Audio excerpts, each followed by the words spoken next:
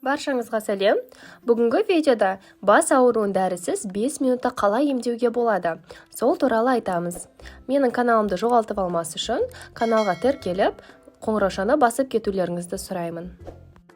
Егер де басыңыз жиі ауырып, дәрі ішуден мезі болған болсаңыз, қытайлықтардың 5000 жылдан бері қолданып келе жатқан нүктелі массажға, акупрессураға жүгінгеніңіз дұрыс. Жалпы акупрессура дегеніміз не? Ол ежелгі Қытайдан келген нүктелі массаж.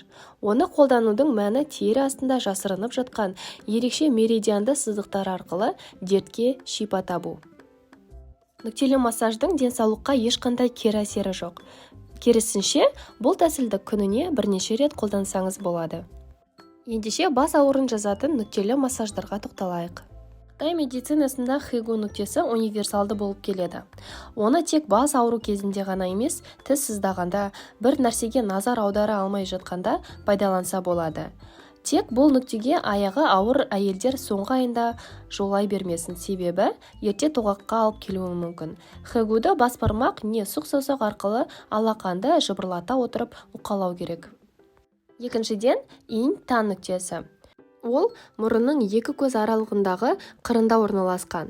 Инь-тан тек бас ауруында ғана емес, көз талғанда, ас қорытуда қиындықтарға тап болғанда, асқазан жарасы кезінде пайдалана береді. Оны бас бармақпен, сұқ саусақпен, тіпті сүйекпен уқаласа болады. Үшіншіден, цюань-чжу нүктесі. Бұл нүкте қастың басталар тұсында симметриялы орналасқан. Оның көмегіне басыңыз, әсіресе желке тұсыңыз ауырғанда, ұйқысыздық кезінде, тұмауда, көз шаршағанда жүгінсеңіз болады. Оны бір уақытта 2 қолмен уқалау қажет. Төртіншіден, цюзи ляо нүктесі. Бұл нүктені табуға сізге сурет көмектеседі. Оны бір уақытта 2 қолдың сұқ саусағымен немесе бас бармағыңызбен уқалау керек. Бірнеше минут жасалған массаж шаршауды басып, тұмау алдындағы ыстықты түсіріп, тіс пен бас ауруын жеңілдетеді. Бесіншіден, тянь-чжу нүктесі. Егер де сіз компьютер алдында ұзақ жұмыс жасасаңыз, тянь-чжу нүктесі жақсы көмектеседі.